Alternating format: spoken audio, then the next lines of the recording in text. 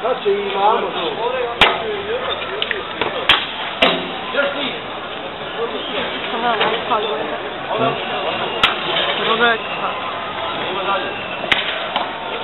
Ja baš ovako, ješ?